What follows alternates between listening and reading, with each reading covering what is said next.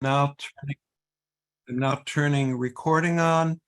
At this time, I don't think I have any special announcements except to introduce tonight's speaker.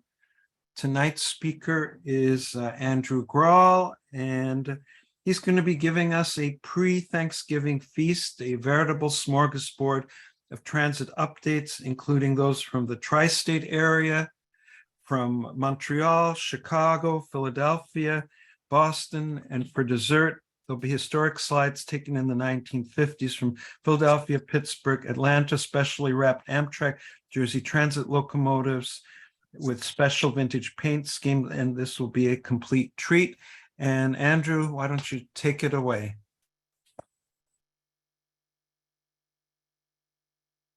Hello, everyone. Thank you for joining today.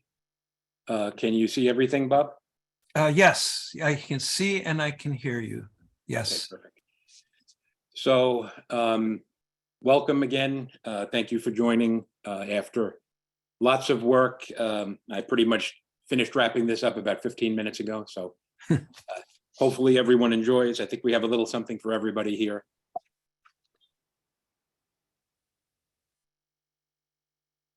Here's what we're going to see as Bob just kind of read the list down.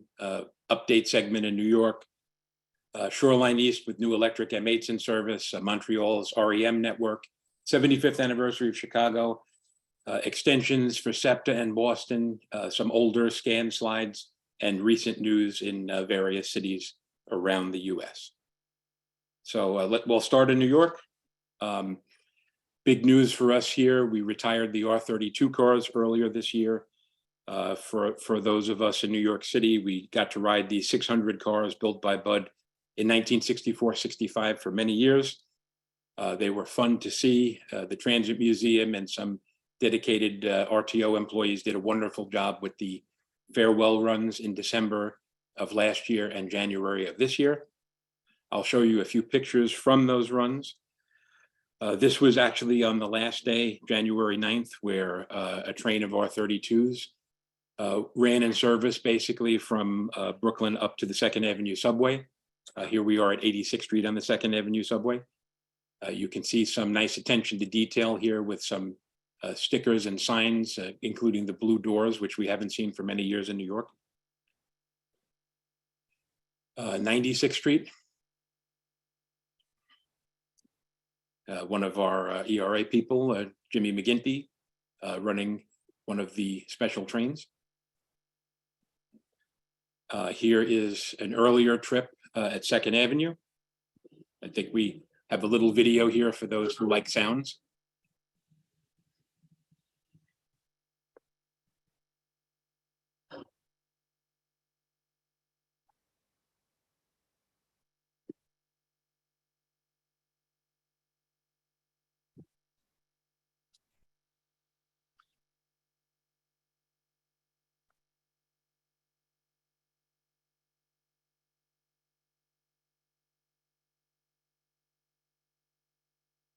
Andrew, I've got a message that you have to share the sound that Paul Grether said that. So we see the video, but we didn't hear any No sound on the video. Right. But you can hear me talking.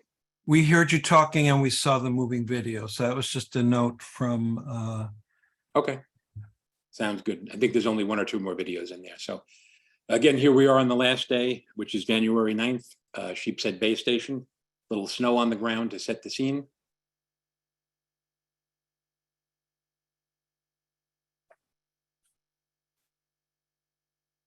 Brighton Beach. This was one of the first events getting a lot of people out with the start of COVID. These trains were very full. Lots of rail fans came from all over the country to see.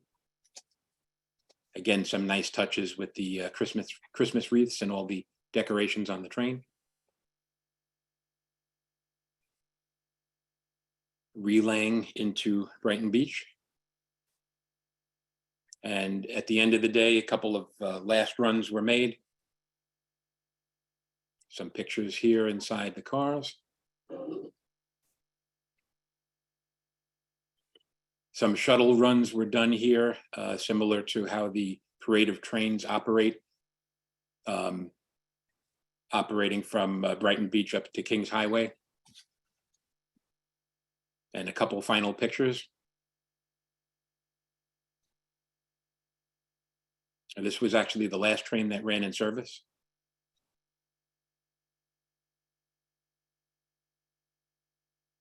And some of the new things, we just saw the old, here's the new. The R211, new technology train built by Kawasaki.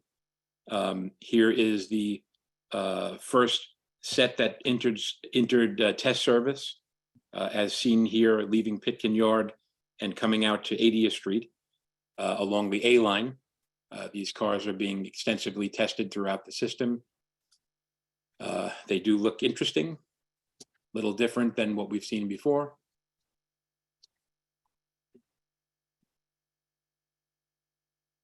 It's quite a large order of these, and a second option was just extended last week. So we'll be seeing these cars around for many years. Here we are, Rockaway Boulevard.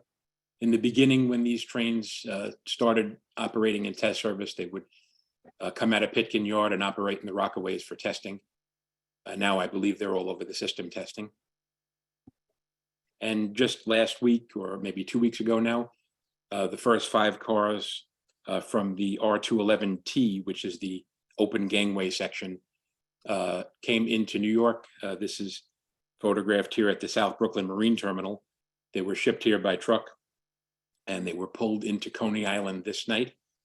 And they have now been assembled with the open gangway platforms between the cars. There are 20 of these coming in for testing purposes. And here they are shortly after delivery to Brooklyn.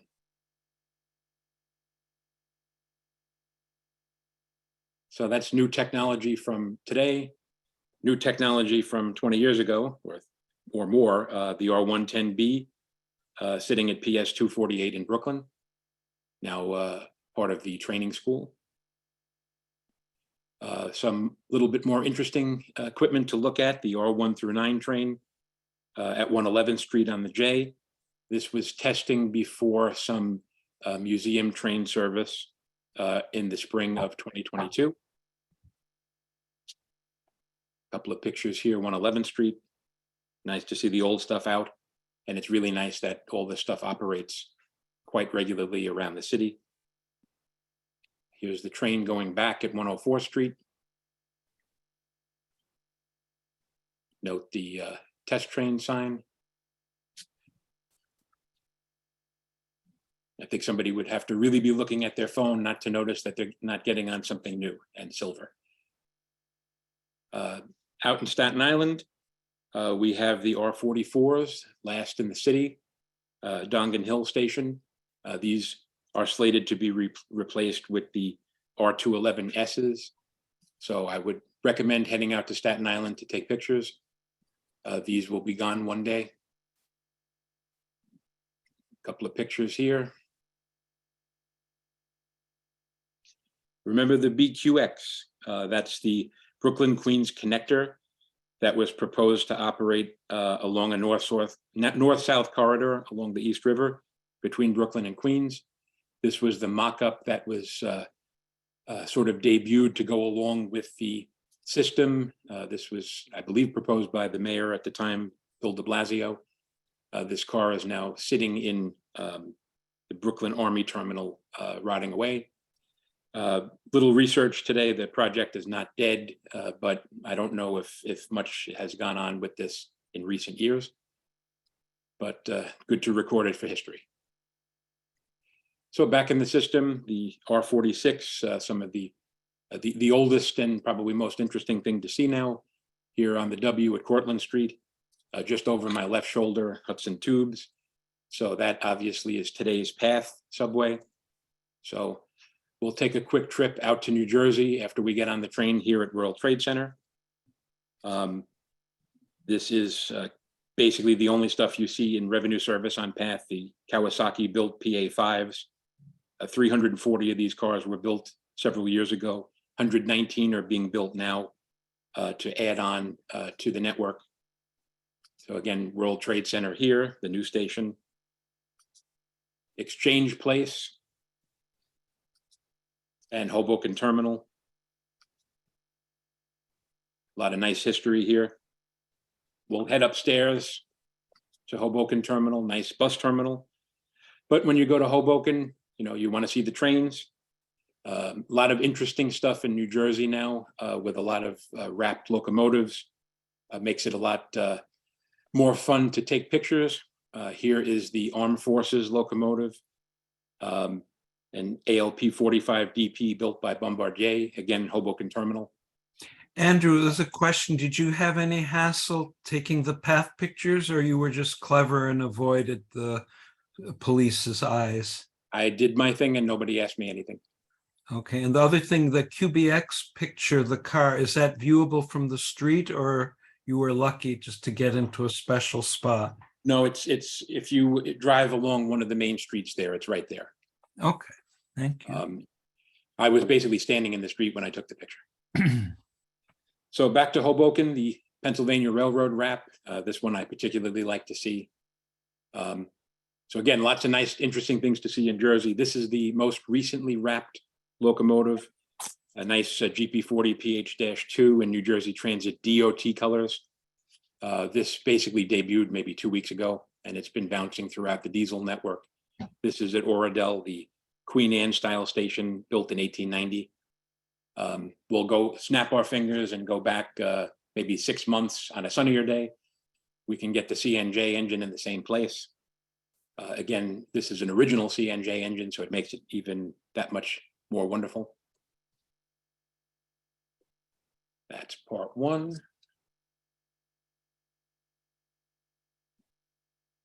Part two. And we'll take a look at the Pascack Valley line of New Jersey Transit, which is the, if you can see my mouse here, the purple line here on the right.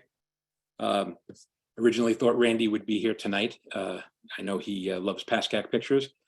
The line runs from Hoboken Terminal through Hudson and Bergen County into Rockland County, New York, terminating at Spring Valley. Service is operated under contract with Metro North, 31-mile line. Lots of nice scenery, originally Hackensack and New York Railroad, becoming New Jersey and New York Railroad, and then the Erie. And lots of history here as well. Here's the CNJ engine coming into Spring Valley, New York this summer. CNJ at the Pearl River Station. We can take this picture again, maybe 2 hours later. Nice little twilight shot. We still have a couple of F-40s running in New Jersey. Here we are at the Hillsdale Station. And a GP40, same place. Moving further south, the famous Westwood Plaza. This is a great place for rail photography. The tracks sort of curve a little bit to the west, so the sun is really good here in the evening in the summer, with one of the 2 remaining F-40s in service. And that famous CNJ engine that we look for. Heading south, this was the first day that this engine hit the rails. Here we are at the River Edge Station. River Edge again in twilight. Heading south, Woodridge Station, morning rush with a train, an F-40 pushing towards Hoboken. And a shot here of the signals just south of the Woodridge Station. Taking a look at some other shots along the line, or along the system, I should say. This is Boonton.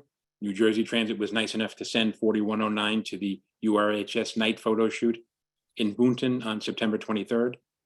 I have to give credit to Steve Barry for the night lighting. A few pictures in Boonton while I was there. The GG1 4877 on the right. Nice Pennsylvania Railroad Jeep. These local events are good to visit and support. The famous New York Central Hickory Creek, which will be operating this winter season up at the Railroad Museum of New England in Connecticut. And the beautifully restored E-unit in that interesting greenish New York Central paint. Back to the tracks on the road, on the Raritan Valley line. This was last weekend, the Armed Forces engine at Bound Brook. At the Meadowlands, coming into Giant Stadium. On the This is Disposal Road in Arlington with the lower Manhattan skyline in the background. This is kind of an interesting shot from the top of Garrett Mountain looking down at Patterson. New Jersey is not flat. Further up at Hohokus, here's the Erie-Lackawanna Heritage Engine. Note that fake tree in the background, that's really a cell phone tower. And we'll come back here for the Armed Forces engine. A little further up at Waldwick, CNJ engine passing the nicely restored tower. One of the newer ones, the Pride locomotive at Linden. While we're there, we'll take a look at one of the new Acela trains. This is actually Edison. Expect these to start entering service somewhat soon. There's, I think, 4 testing now. Here is the King Tut Amtrak wrap, which was just unwrapped like 3 or 4 days ago. This is at Metro Park in September.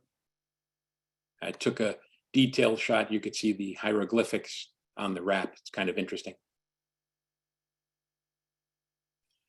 The other recent wrap, 662, for SimWorld 2 with a retro Amtrak paint scheme here, also passing Linden. So we will start heading north. We will go to the slide scanner, and here is a picture of one of the United Aircraft turbo trains, which operated in the US between 1968 and 1976. One of the first gas turbine powered trains to enter service for passengers. Here it is on the Hellgate Bridge. Continuing north on the corridor, here we are at Larchmont. I only ended up getting this engine maybe 2 or 3 times, so even though the weather wasn't perfect, I'm glad I got it here. And continuing up the line from the slide scanner again, this is when the Danbury branch was electrified, and here is an electric train leaving south, or preparing to leave South Norwalk. The line was electrified and in use until 1961 before diesels took over exclusively. So this is kind of a cool shot. This is a Kodachrome original slide scanned, no date on the mount. Continuing further north, Bridgeport with the old station configuration. That's the Waterbury branch off on the left. Everybody loves the classic New Haven FL9. Little map here showing you Shoreline East, operated by CT Rail, started in 1990 and ran with diesel service exclusively until May of 2022, when the M8s entered service.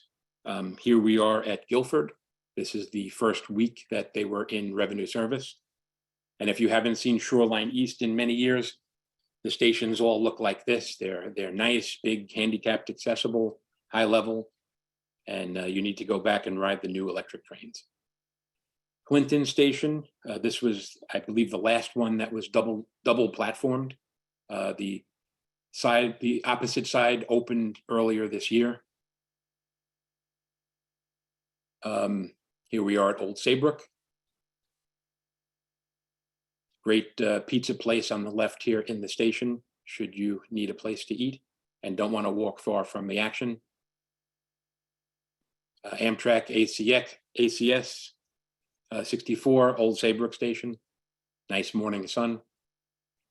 Continuing further out on the line, this is Shaw's Cove in New London. A great place here to photograph trains crossing water with a nice background. And there are the M8s. Lots of interesting things around New London. This is the Cross Sound Ferry from New London to Orient Point. The Mary Ellen can hold 85 cars and 675 passengers. Andrew, Paul Grether had a question. Are the SLE M8 units captives, and do they have third rail shoes for service to GCT? Yes, they do have third rail service, and they're not only for here. They interchange with regular Metro North stuff. Okay. Here we are entering New London. A couple of pictures at New London. Famous Amtrak station for all that have been there. We'll continue further up to Boston. Lots of news in 2020 in Boston, so I'll go through some of this quickly. The biggest thing was the opening of the phase 1 of the Green Line extension, which is a big construction project to extend the MBTA light rail Green Line northwest into Somerville, which opened this year, and Medford, which will actually open in December. It was announced yesterday. It's going to open in mid-December. The project is opening in 2 phases, like I mentioned, at a cost of $2.2 billion. And basically the line had the Lechmere viaduct rebuilt, a new station built at Lechmere, and an extension north of the Boston Engine Terminal where the line split in 2, one going to Somerville and one going to Medford. So I'll show you some pictures from the opening. This is the new terminal at Union Square. This opened March 21st of 2022. Here's the station. On the right is a stub end track for the trolley, and the left as well. And far on the left is a commuter line going to Boston suburbs. As usual on opening days, there were lots of signs and things commemorating the day. My favorite thing, there was a local donut place giving out free donuts. So just a couple pictures here. A wrapped Type 7 car built by Kinki Sharju.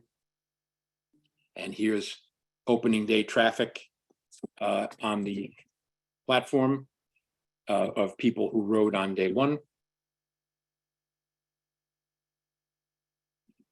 Here we are again on the platform, a Type 7 and a Type 9. On the left is the new Type 9 built by CAF.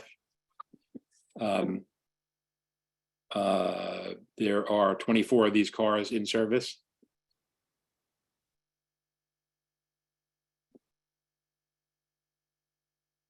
Nice map here on the station. Here is a car entering Union Square.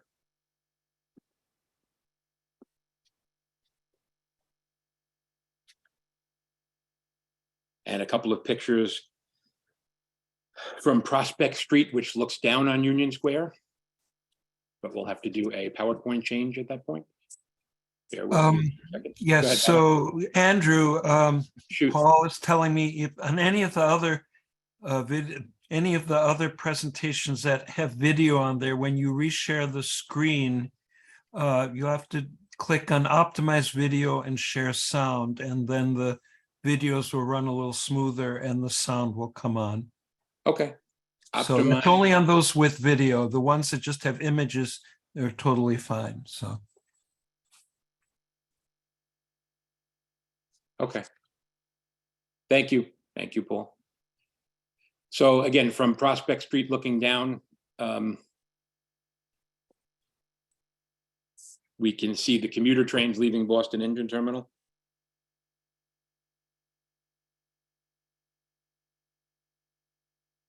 And there's a Type 8 built by Breda coming into the station.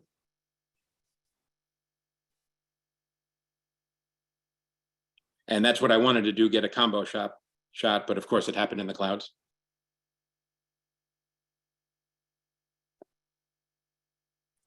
And there's the news reporters that you always see at an opening. So we'll take a ride on the train. This is leaving the Union Square terminal and heading towards Lechmere. There's a big, extensive bridge over the Boston Engine Terminal tracks in the yard. Here's what everything looks like. And here's a nice view in Boston Engine Terminal.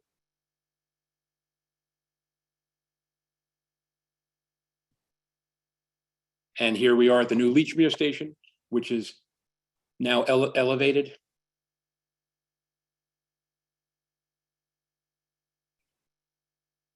Looks a little different than we saw before. Again, this is opening day, right before the opening ceremony. Lots of green vests.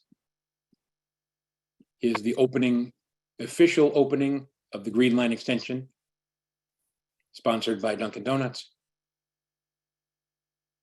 I got there early to try to stake out an interesting or a good photo location. Again, lots of signs and interesting things here, lots of people. An electric violin, quite good. Both Massachusetts senators showed up. Elizabeth Warren, who we all know from TV, and Ed Markey.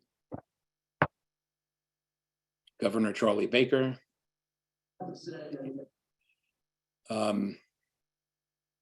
View of the crowd. That's the governor. Senator. Always like to attend these opening ceremonies. Here's the ribbon cutting.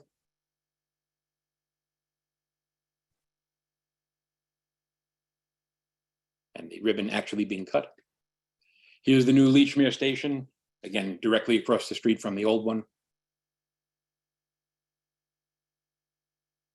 There's the news. I'm standing at the old station looking at the new one. This apparently was knocked down recently, but here's what it looked like back then. Bus terminal was still up. The rails were taken out of the trolley loop. Sure, many of us on this show have been there before. And this is from the parking lot of the Museum of Science, looking down at the renovated viaduct. You could see the new Lechmere station in the background. In the past, the cars would continue to about that point where the LRV is there, and it would curve to the left to go to the old Lechmere station. You could tell the age, 1910, the viaduct was built, and you could see where it connects to the new piece right in the background on the left. A view of a train heading toward North Station. So a couple of interesting things. Well, not so interesting, just a freezing day in Boston in very cold temperatures at the recently renovated Chelsea station. Always looks nice with snow on the plow. Take a quick look at the Red Line. Red Line fleet, the oldest cars are 1500s, built in 1969-70. That's a 1600 there, built by Pullman Standard, 1969-70. I'm sorry. Yes, built by Pullman Standard, also 1969-70. This is the Alewife station, the northern end of the line. A couple of pictures here. The three different types of cars you see, the 15, 16, and 1700s all look similar. The 1800s built by Bombardier in the mid-90s.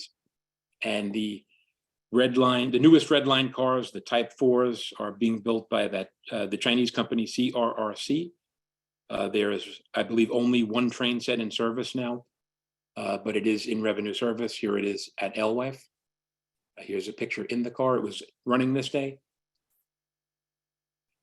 A couple of other pictures on the line. Again, here's one of the older ones, the 1500s from 69-70.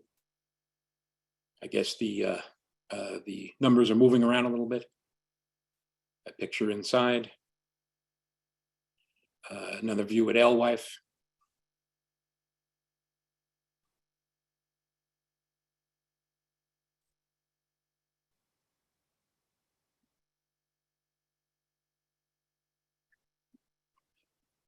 Heading inbound from Alewife, Davis Station.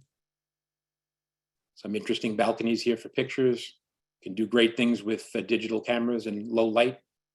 Porter Station, Red Line here, opened in 1984, constructed in bedrock, 105 feet below street level, deepest station in the system.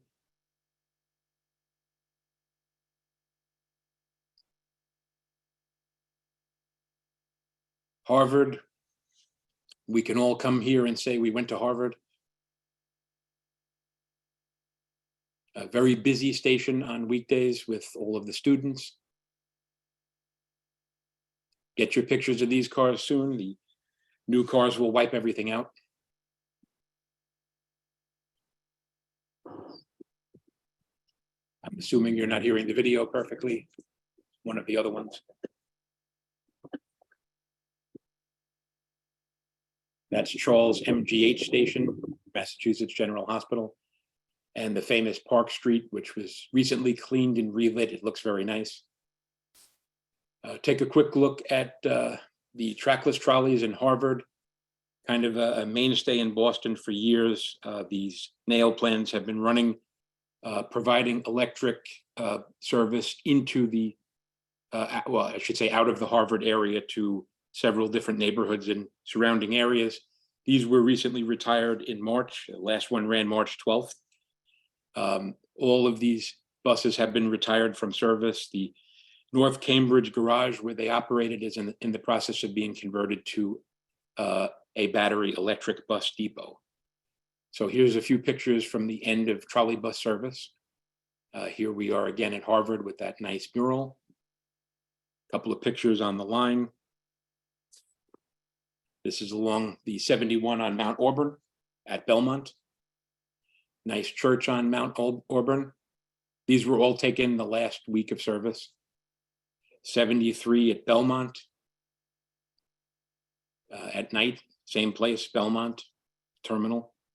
There's also a commuter train station right next door. Here we are, a ex-Canadian National GP40 MC. And a lot of us on this trip came back, on this show tonight, came back to ride the Boston Street Railway Association farewell to the trolley bus fan trip in late February, actually February 19th to be exact. A dual powered, a Silver Line bus was, electric bus was brought up for the trip, which doesn't usually happen. One of the regular buses was part as well. A couple of pictures here around Harvard. And they brought up this RTS, which is used for commuter rail shuttles. So we had 3 buses on the trip. A couple of final pictures here. And again, we don't normally see Silver Line buses out on the Route 71. Picture in North Cambridge. There are no more trolley buses here. They're now sitting here in Everett shops, awaiting for scrap or I believe MBTA or the state of Massachusetts does not do resale, so probably for scrap. A couple of pictures here, the end of September, their bus rodeo in MBTA in Boston at the Everett shops. Little interesting steam engine there, and their 1957 restored bus. That always looks nice in sun. Silver Line, the only tracklesses currently in the system, and these will be replaced also soon with battery buses. And apparently it looks like the electric network here is going to be taken down as well. So get your pictures soon. The other thing of note, the Orange Line had some major failure with their legacy cars as the CRRC Chinese cars are being delivered. So for a month, the entire Orange Line was shut down from August 19th to September 18th. So here we are at the Forest Hill Station. The lineup on the right are buses for Orange Line replacement. I just threw a couple pictures in here for interest. This is an ex-Connecticut Transit bus used as a shuttle, an ex-Golden Gate, California bus used on the shuttle from San Francisco area, and a Philadelphia SEPTA bus, former SEPTA bus used on the shuttle. So lots of interesting stuff there. While we're talking about Forest Hills, we'll come back to the other Forest Hills in Queens. These were taken during a blizzard earlier in the year, January 2022. Always good to get a few snow shots. From the slide scanner, this is 1980 in Long Island City Yard, a nice Long Island Railroad GP38 with a Queens Transit Grumman, Empire State Building in the background. Taken by Bob Gare, a longtime New York City area bus fan. A couple other pictures on the Long Island. Here we are at Locust Valley. A nice morning, the sun and the snow with the signal, the tower, and the Oyster Bay train. The famous New York and Atlantic RS-40 train at Hicksville, which operates from Fresh Pond Yard out to a couple different destinations during the week. Back to the slide scanner. Montauk in the 60s, a nice RS3 and a Fairbanks Morse Sea Liner when Montauk was really interesting. News on Metro North, that's the new Merritt 7 station under construction. I'm not sure if it opened yet, but this was taken at the end of August. This will be, I believe, the last high-level platform that's needed to come into the Danbury branch. Here's a train passing it. Merritt 7 opened to passengers in 1985. Let's head north from the New York metropolitan area. Here we are under the Bear Mountain Bridge, a Canadian National Heritage engine for BC Rail. Heading further north, the Saratoga, Corinth, and hold on one second, the Saratoga, Corinth, and Hudson Railway, a new tourist train that opened just north of Saratoga on the former D&H Adirondack branch between Corinth and King Station. Here's a few pictures of opening day. That's a nice Alco S1 that they use, the opening day crew, and the passengers riding the first excursion. Here is the first excursion. That's King Station, ex-D&H station down there, restored with a caboose. Heading north toward Canada. You never know what you're going to see on the highway. Here's a New York City Transit bus being delivered on I-87. Here we are at Plattsburgh, where the buses are made. And there's also the Bombardier plant in Plattsburgh. There happened to be a BART car about ready to depart for California.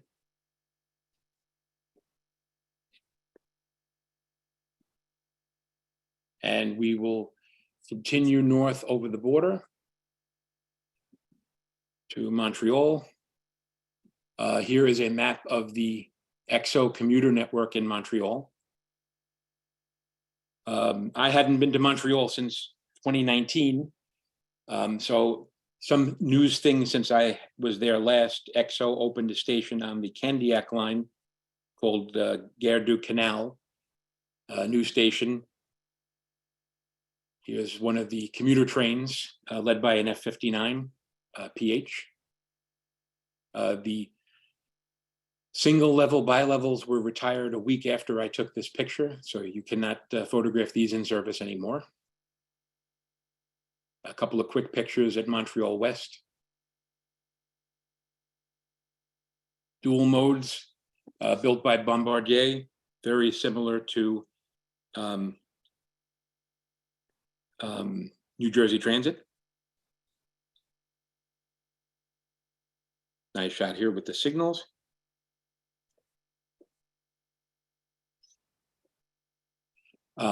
Heading toward downtown, this is the Peel Basin via rail train leaving Montreal. The construction in the background, not the big crane, but the construction right behind the engine is the new REM network, which I will get into in a minute. Here's a map of the REM network, the sort of lighter green. You can basically see service from the south shore of Montreal there at Brossard, through Central Station on the former de Montagne line, all the way out to de Montagne. And there are two branches, one to the airport and one out to the western part of Montreal. So I went up this July to sort of take a look at the progress. But before that, this was taken in March of 2021. Here are the first REM cars on the way to Montreal.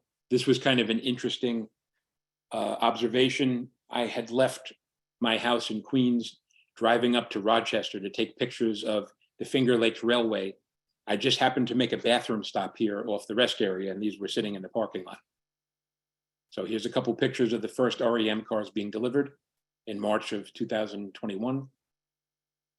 Now we'll take a look at the REM network itself.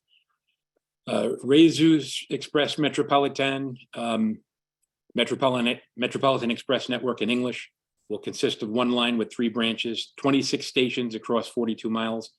Almost $7 billion network, is an automated light rail transit system featuring Alstom Metropolitis cars. Like I said, the network includes the former de Montagne heavy rail commuter line, through the famous Mount Royal Tunnel. And it's all grade separated. This is at the REM office and control center in Broussard. We had a tour of this in August.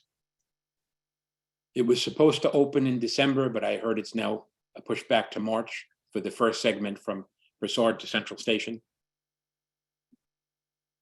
Here we are in the facility. This was the best we could do as far as a picture of the equipment.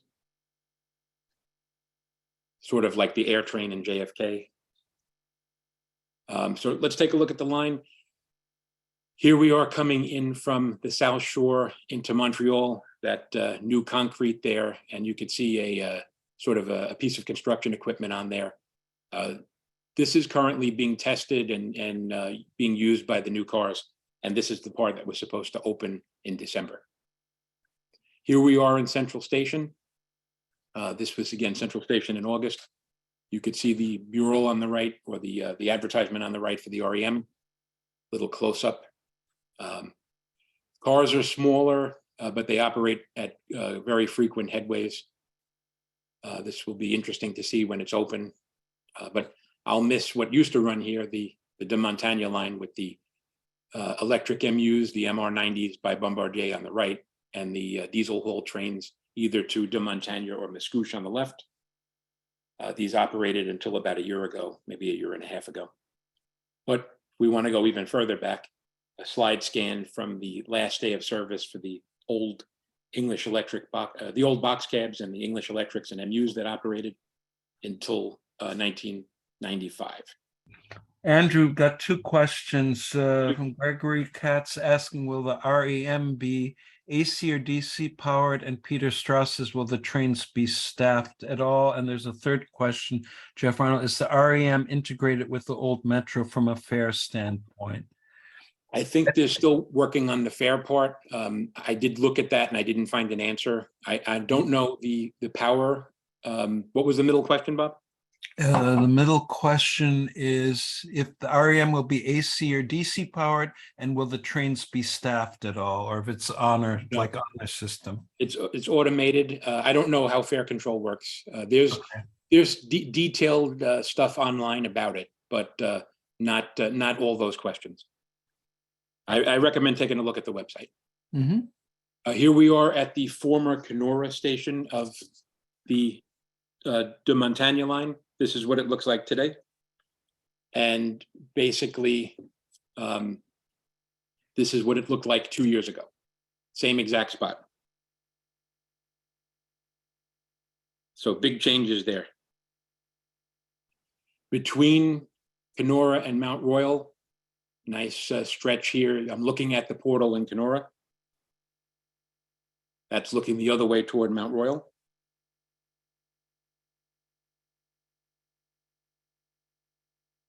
This is the Mount Royal CN station on the left. That is the new REM station on the right.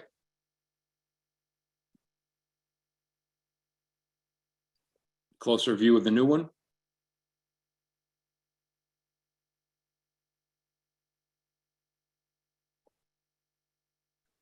Montpelier station. This was the old Vertu station on the Canadian National Network. You can see some graphics up on the fence.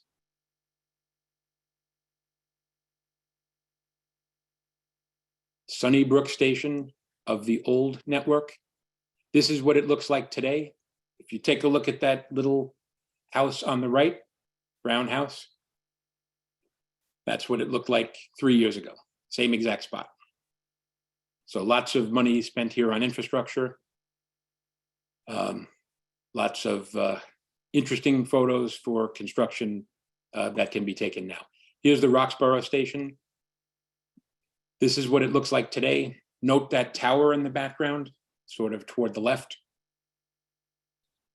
This is what it looked like in the winter of 2019. So big changes. Interestingly enough, these cars were just towed out of Montreal a week ago, probably for scrap. So hopefully many of you here have had the chance to ride and see them. Another view at Roxborough with a STM bus. Few shots along the line. You can see the old track from the de Montagne line in the street and the new REM about to be elevated over. Like I mentioned before, this is all the grade crossings have been eliminated. This will operate seamlessly without traffic or pedestrian interference. St. Dorothy Station, that's what it looks like today. Same basic shot, but looking in the other direction, that's what it looked like in 2019.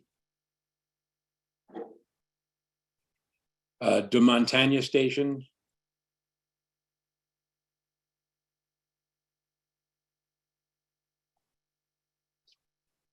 You can see the old commuter train track in the street, and again, the new line above. They did restore a box cab here. It's on display in a park not too far from the de Montagne station. So the history will be retained. Nice little plaque here in French and English. And good to see these. My first trips to Montreal, that's what I went to see every time I came up. Further along the line, just north of the northernmost station is the approach to the yard. This is at the Nova Bus plant with the de Montagne line in the background, extending into the St. Eustache yard. Some of the other branches, this is the one that goes out to Western Montreal. This is the Kirkland station, right along the highway. Wish we could do more than 50 shots in a PowerPoint, but it still works.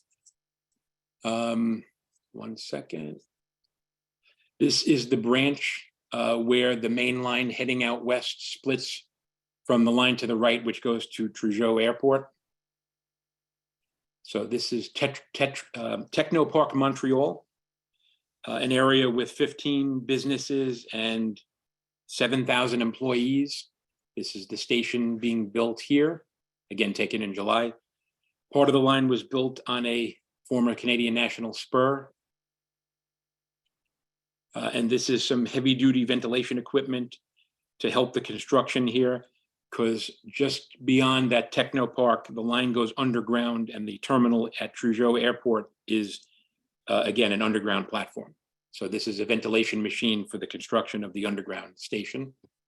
And those are pieces that were used for the roof of the station in Trudeau Airport. So that's a little look at the REM network. Again, it's supposed to start opening in early 2023 now. No trip to Montreal is complete without a visit to Dorval. Always some interesting trains here. That's a Canadian National SD70 M-2. And lots of via action as well for trains heading west of Montreal.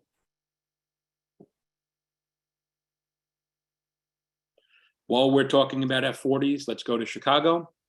These were taken in early October. This is a favorite place of mine in Chicago, Racine Avenue crossing on the Milwaukee District. Nice old signal bridge. The building used to be called Sears Tower in the background, and lots of service. So this is basically taken in a 15-minute span. F40s recently purchased ex-Amtrak F59 PHIs from the California service, restored and refurbished ex-Go Transit F59s, lots of different combinations of equipment. We also have Amtrak here with the SC44 Chargers heading out to Milwaukee. That's the Illinois paint, or the Midwest paint for the Chargers. And what I was hoping to get, the Empire Builder with a brand new, what is it called? An ACL 42. That 301 is basically a in day one Amtrak livery, again, leaving Chicago. And the Builder the next day had the traditional Genesis engines, but it also had that Operation Lifesaver engine 203. So good place to take pictures. From the slide scanner, this is a 1990 shot of two E8s leading a CNW train out of Chicago with a better view of the then called Sears Tower. Nod to history, Metra has historic wrapped engines as well. Here's the CNW F59 PHI at Ogilvie Station. View of the equipment laying over in the middle of the day. nice to have a nod to history. Here we are very late in the day at Arlington Heights. A couple of pictures around Chicago. This is a train to Harvard at Clybourne with the Chicago skyline in the background. Usually when I go to Chicago, I go to the 18th Street Bridge south of downtown. Overlooks the Amtrak shops. Lots of interesting things to see here. Here's a train headed south from Chicago.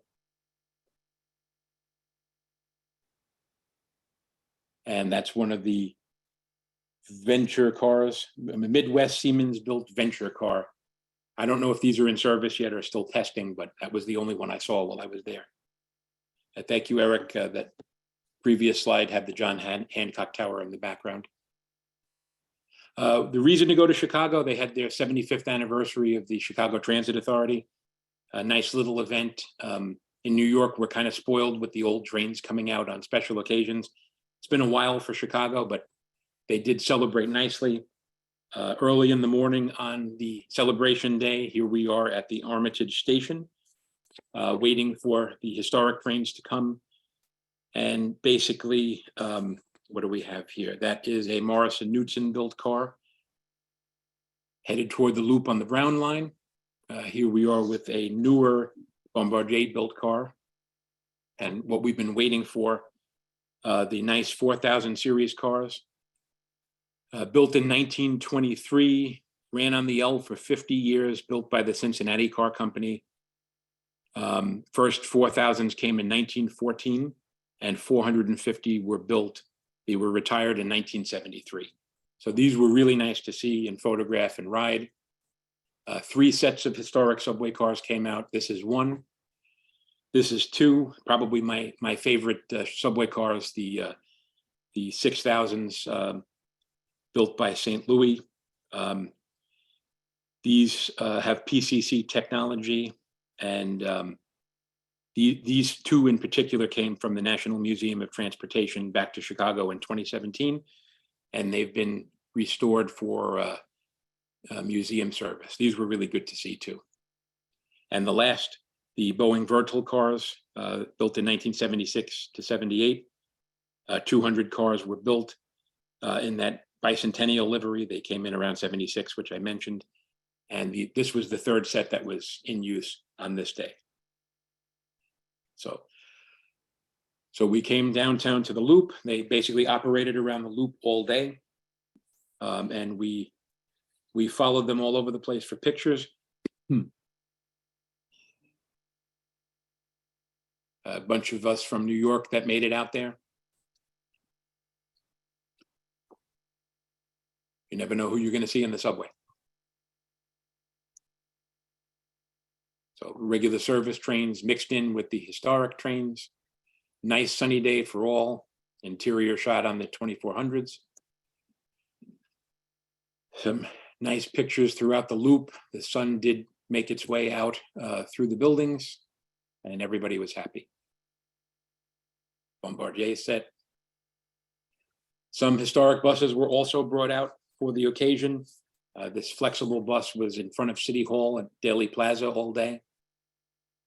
And they had a fishbowl in service, built in 1962.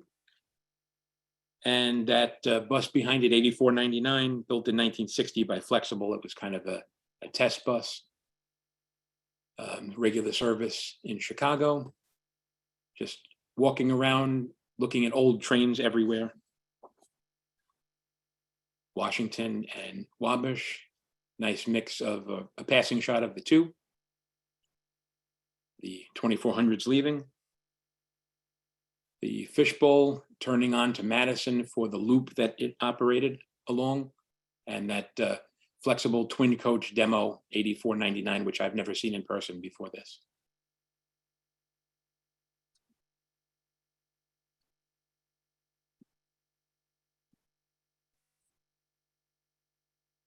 Okay.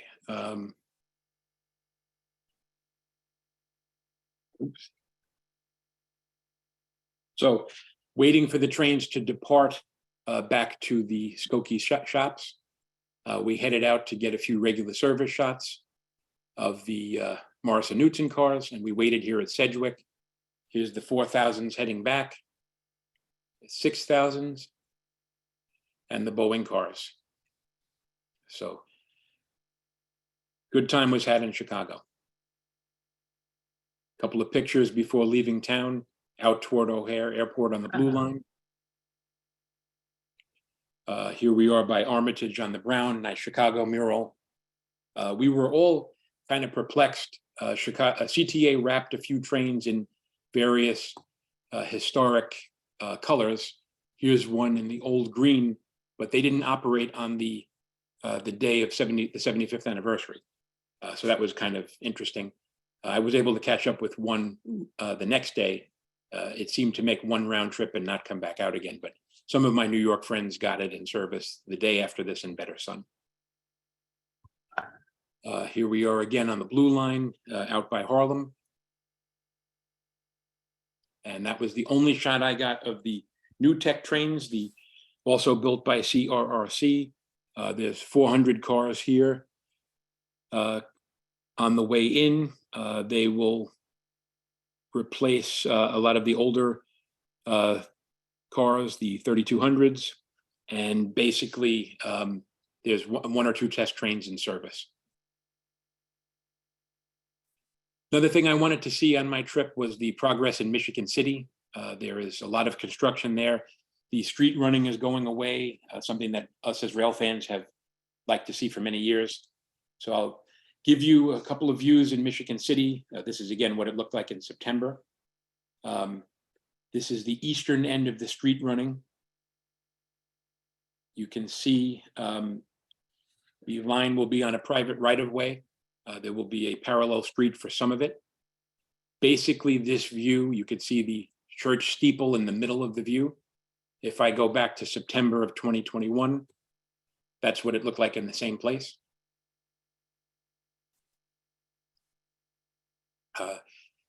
Here's another view a little further east towards the 11th Street station. If we look at this a year and a half ago, same place. Here's another interesting shot. This is sort of just east of the 11th Street platform. We'll go back here a year and a half ago, exact same place. So lots of change here. This is the 11th Street platform. If you notice, the old station, which stood here for many years, even though it's closed, has been leveled. Take a look at the white building on the far left. That's what it looked like a year and a half ago. So lots of change in Michigan City. That's the platform being put in, nice and high level. 2 tracks. No more street. West of the station. 2nd track being put in.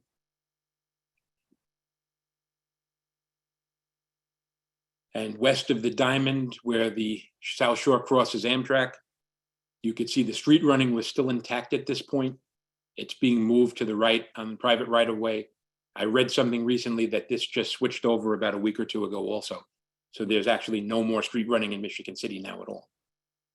The tracks on the left, though out of service at this point, were open on weekends for freight moves and equipment moves.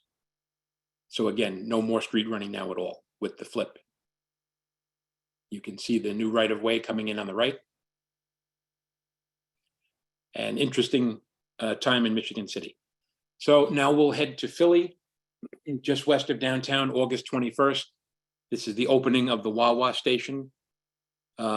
This was a Sunday morning. This was under construction for many years. It's sort of a re-extension along the line to Westchester. This is the first train just after 6 o'clock in the morning. We got up early from New York and drove down. Lots of nice graphics. All the rail fans were out. Lots of people on camera.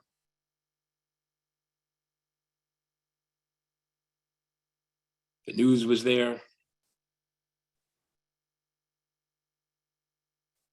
Again, all on opening day here. I was hoping they'd be giving out free Wawa sandwiches. No such luck. This is the second train.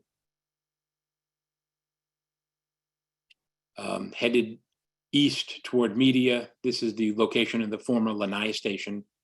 The building on the left is a crew room. The yard is just out of view behind the train here. That was where the platform was as well in Lanai. Just east of there in Lanai. This was the first train making its second trip. It did have a wah-wah wrap on it. A couple of views of the streetcars. Kawasaki 9087 at 15th Street in Center City, Philadelphia on Route 10. You know, these will eventually be replaced. They're getting old. Go get your pictures. Nice trolley mock-up here, actually built by Gomaco. The back of this is the entrance to the 37th Street station. So you can enter the platform by going into this car in the back. Below ground, here we are at the station. That's the anniversary car for Elmwood Shops. I'll show you some pictures of that outside, but just a few pictures underground. Here we are, cars coming out of the portal at 40th Street, 34 headed out toward the right while all the other cars make the turn in front of me. There again is the 40th anniversary of Elmwood car with some nice PCC graphics. Car coming in from 34th Street to go into the portal. And just a couple of pictures throughout the SEPTA trolley system. This is along Chester at 48th Street. There again is the wrap I was looking for. This was a different trip. It was actually running on the 11 here at Woodland, along Woodland, around 47th. Looping here at Chester.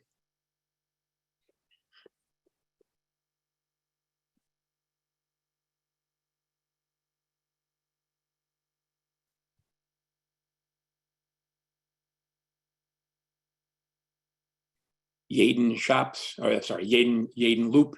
You can see the graphics a little bit better here. Nice to see, paying attention to history. Returning, 9006, returning toward Center City from Yeadon. This is the famous crossing of the Baltimore and Ohio, or today CSX Freight, in Darby. Everybody who comes to Philly comes here for pictures. And I was lucky enough to get a CSX Gevo crossing the tracks while I was taking trolley pictures.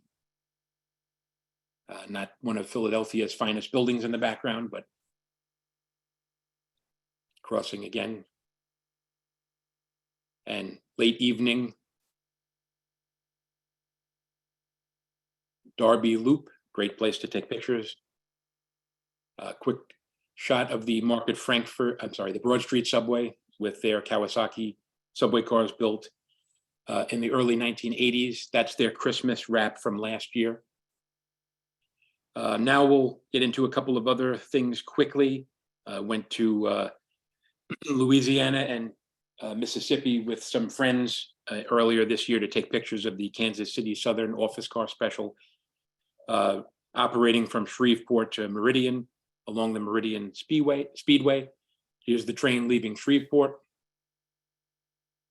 Gibbsland, Louisiana, home of the Bonnie and Clyde Ambush Museum. I'll have to check that out one day. Crossing the Ouachita River in Monroe, Louisiana. A nice former station in Delhi. Crossing the Mississippi in Vicksburg from Louisiana into Mississippi. This train was on my to-do list for many years. I love the classic F units, and with the sale of the Kansas City Southern to Canadian Pacific, I don't know how long this train will be around. So I wanted to make sure I at least got it once, and the weather cooperated well. Edwards, Mississippi. The building on the left might look familiar for the 2000 movie with George Clooney, Oh Brother, Where Art Thou? I believe he walked out of the building and crossed the tracks on the camera. Jackson, Mississippi, and a couple of pictures in Jackson, Kansas City Southern SD70 Mac, and a Canadian National X GT GP38-2. Nice Standard Life building in the background for a backdrop. On the way back, Anniston, Alberta, I can't escape New York City Transit buses. This is at the New Flyer plant.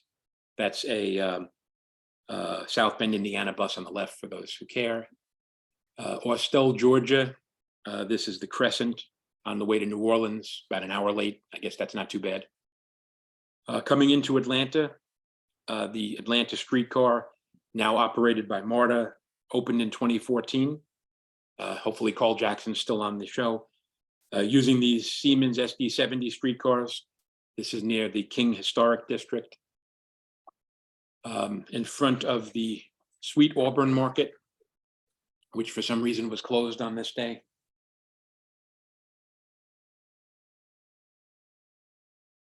The MARTA is new. It was a private entity when I was there the first time. Now it's part of the city transit system. Hurt Park in downtown and near Woodruff Park. All the cars I saw this day were in this wrap. They used to be in a bluish color. A lot more people riding than the last time I was there too, so that's a good thing. A couple of views of MARTA. Basically, the Metro Atlanta subway system has 4 lines: red, gold, blue, and green. Red and gold are sort of north-northeast. Blue and green run east-west. They all connect at 5 points downtown. System carries quite a few people. Here we are north of Buckhead. Lots of interesting graphics in MARTA at the Buckhead station. I hadn't photographed the subway in Atlanta in a while, so I wanted to take some underground shots while I was there. 5 Point Station, where everything connects.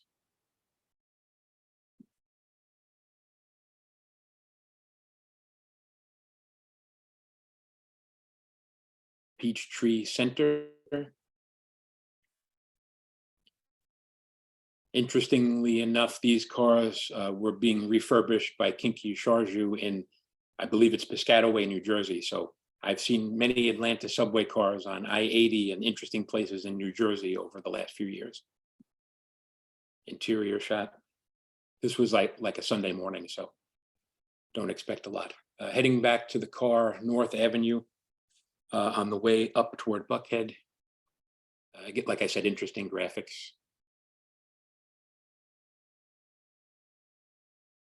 Art Center Station.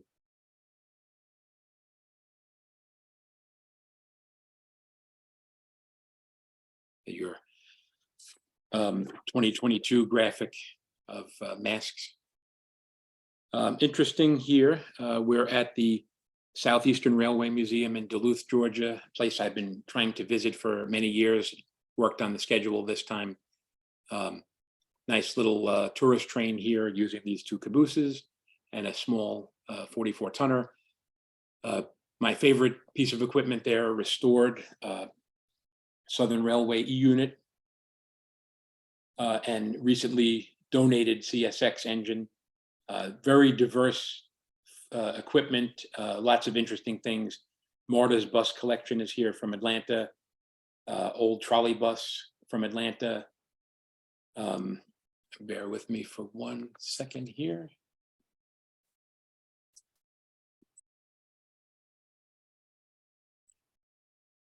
Actually put the PowerPoint away.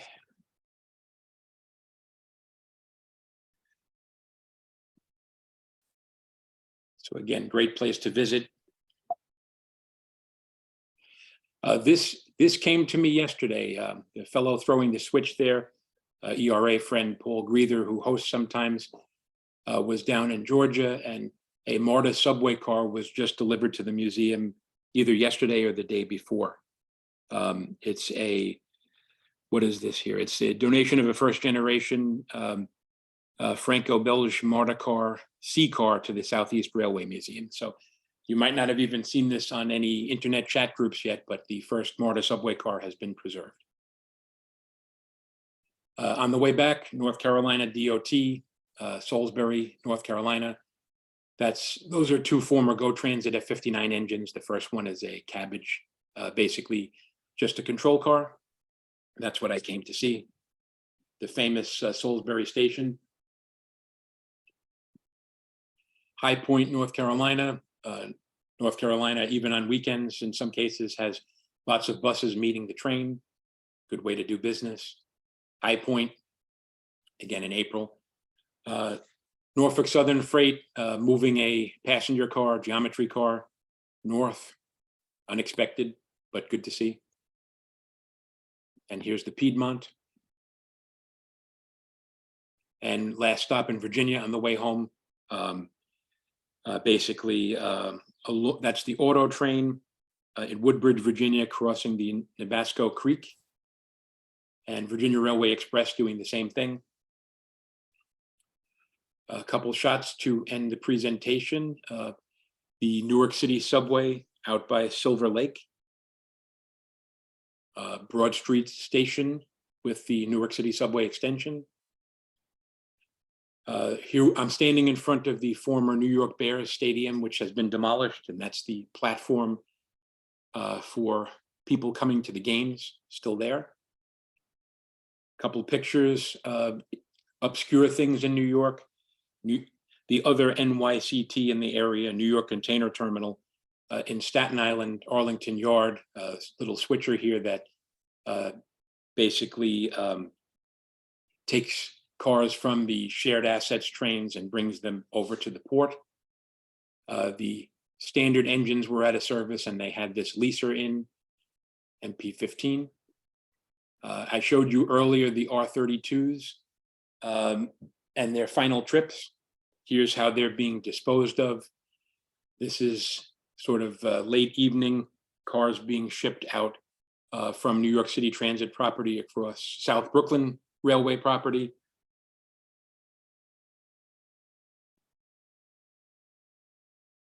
And from this point, switching over to New York, New Jersey Rail, where a KLW SE10B takes the cars down First Avenue in Brooklyn in the street to 65th Street Yard. And basically they are loaded on ships and sent out. Here's a picture of the car float at 65th Street Yard with the New York, New Jersey engines. There's the R32s headed out to pasture, and there they are floating away. And from there, they go up on the CSX River Line to head out to Ohio for scrapping at Frontier in Ashtabula. Picture from on the float, looking at the skyline. And a couple of last shots to end the show. Just some highlight pictures from the year: New England Central and Montville, Connecticut. CT Rail in Wallingford, Connecticut. From a couple weeks ago, Reading and Northern, near Tamaqua at a place called Zahner's, and have some nice RDCs. They had 3, I think they just bought 3 more. So that'll be nice to see. The famous T1, which recently was restored. Here it is, a few pictures from last week. I threw that in for my good friend, John Krattinger. Jim Thorpe with some beautiful scenery a couple weeks ago. Other news, the Woodstown Central Railroad in southern New Jersey started operating on Saturday, November 5th. This is the first crew. It's a scenic railroad tour which covers 32 miles from Woodstown north to Swedesboro and then south to Mannington on the former PRSL Salem branch, using a Baldwin S12 304 and a restored 1937 Reading caboose. They have passenger cars coming for next season, but just a few pictures, 2 pictures from the first trip, again 2 weeks ago. From the slide scanner, Penzi MP54s coming out of the Bergen tunnels. 1960 something Jerry Landau slide. RDCs in Brewster, New York Central. A nice electric shot at Scarsdale, taken in the 1960s, Bill Armstrong slide. Who remembers the 138th Street station in the Bronx, which closed on July 2nd, 1973? If you take any train into 125th Street or Grand Central, you pass this every day. 72nd Street shops for SEPTA. You won't see those cars running today. Stratford, a Bullet, and an ex-Chicago 6000, like I just showed you from the 75th anniversary. And going back to the old slide scanner, the Liberty Bell, which ran, Liberty Bell Limited, which ran into Norristown from Allentown, which stopped running in 1951. This is an original slide of the cars coming off the P&W in Norristown. And there's another view of the cars at or adjacent to the station in Norristown. Can't photograph this today. Scranton Brill liners, 1950s in the yard. And just a last slide or two for what we hope will be a good 2023 opening of East Side Access, which will be interesting to see and hopefully will happen in December as advertised. And special thanks to those people on there for their help throughout the year for information and with this show. So thank you all. I hope everybody enjoys. Okay, thank you. Thank you very much, Andrew. That was a really fine show. This is being recorded. You'll be able to see at your leisure all the nice comments. And in case most of you don't know, Andrew has been our ERA program chairman. So the programs are selected by him. He's been doing this for the last, I think, 22 years. You are all invited to unmute yourselves. You can turn on your videos. Andrew, can you stay on just for a few minutes? Sure. To take questions and accolades from folks? Sure. And No the problem. next program is Friday, December 16th with David Wilson from Chicago, Manhattan Transfer. Yeah, just Number right in. 2. He had So like it's 6. all yours. He said he was going to do that, but I thought he was going to go on this. All right, if you are going to talk, please direct your questions to other members or to Andrew. Otherwise, I will mute you. Hi, Andrew. Great Hey, show. When they discontinued the trolley buses in Boston, was there any opposition, do you know, of up there to getting rid of them? I mean, I saw lots of fans complaining. I'm not sure how it was in the papers up there. Good question. I would Google it. Super show, very nice. You And faded happy out, Paul. Thanksgiving. Happy Thanksgiving to you too. So, Paul, I'm going to put you on the spot because Kristen answered the question that the People Mover trains at Atlanta Airport carry more per day, although they're free trains than the MARTA rail lines. Is that true? I'm not entirely sure what MARTA's more recent rail ridership is post-COVID, but before COVID, it was running about 250,000 boardings a day. That's MARTA. The MARTA rail. Yep. MARTA rail. Okay. Yeah, question is, can I speak? Yes. This is Phil Burton, originally from New York City, by the way, but longtime Phil. Bay Area resident now. So I just have to ask Andrew, by the way, Andrew, I knew your father quite well. He's a great guy. Thank you. How do you organize your trips? Because you obviously do a hell of a good job in what you see, the scheduling, the background information. It really makes this a great show. How do you accomplish that? I mean, I like to take the pictures, as you know, my father was a rail fan too. He did the November ERA show for like the last 10 years. So that's why I switched to November to take his spot. I take the pictures, so I like to share them. I have a lot of friends here from ERA. I've been an ERA member since I was a little kid. So, I kind of look at the year in review and I try to put it in some order, and then I'll go into the history files to find other stuff to add in to the show to make it a little bit more balanced.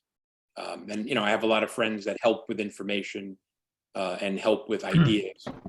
So that's kind of how it all comes together. Okay, got it. You really get a great performance. Thank you. Great Phil. show. I agree.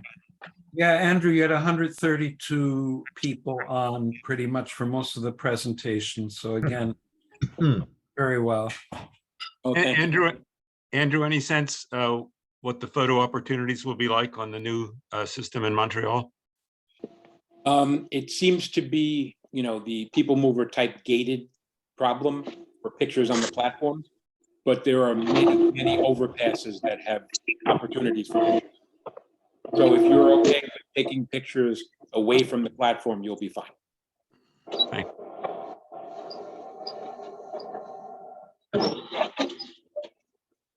Andrew, Carl Jackson here, outstanding. And I Thank have you, to my friend. echo what was said. Your organization is just absolutely perfect with great flow. Thank you. It's just a terrific deal. The Montreal system, I understand that it's all grade separated. Do you have any sense of feel for how the cars are going to be operated speed wise? Somebody indicated that they were going to be slow. But that certainly begs the question, if they are grade separated, why would there be any speed restrictions? That's a very good question. There's a lot of info on their site. I didn't see anything about speed. They talk more about headways and running short trains every 2 to 3 minutes versus running, 10-car trains every 15 minutes. Yeah, I saw the headway information, and then Karen and I were up there in September. We rode the corridor train from Montreal to Quebec City and spent the night, and then took Via Rail's Ocean out to Halifax. And it was pretty interesting because the cars that they're using on the Ocean are secondhand British Rail Channel cars. Yeah. And they were a little small, so yeah. So I shouldn't ride them then. It kind of reminded me of being back in the submarine, so that was where that was at. Did you see the Sweet Auburn market shot call? That's the first place I ever met you. That's right. That's right. That's exactly right. Yeah. Thank you for a great show. Thank you, Cole.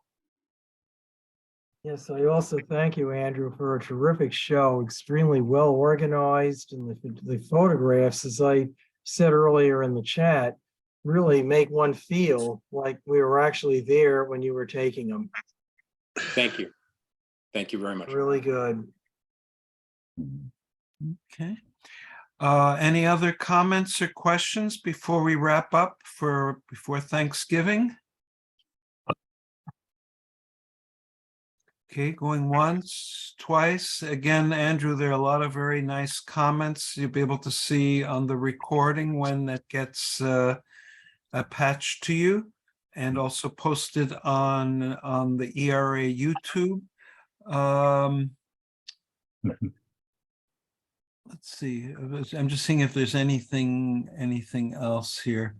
No, if there's any other comments, you feel free to email them to me at bnnyc1955@aol.com. I will make sure that Andrew has gotten them. With that, I wish. Oh, one more thing, Bob. Yeah. Andrew, Yes, Paul. I was out in Cleveland at David's house with his two sons and his wife, and I said you were giving a show. He said to make sure to say hello for you. My son Please. was an ex softball player with Andrew. Yes, please tell your son I said hello. Okie doke. Okay. With that, I wish everyone a happy Thanksgiving, because our next meeting will be after Thanksgiving. Please, if you're traveling, driving, be safe, or better yet, take a train, bus, or plane. Everyone enjoy a holiday. We'll see you next on Friday, December 16th. With that, I wish everyone good night. Happy Good night, Thanksgiving. everybody. Good night, everybody. Happy Thanksgiving. Thank you, Andrew. Take care.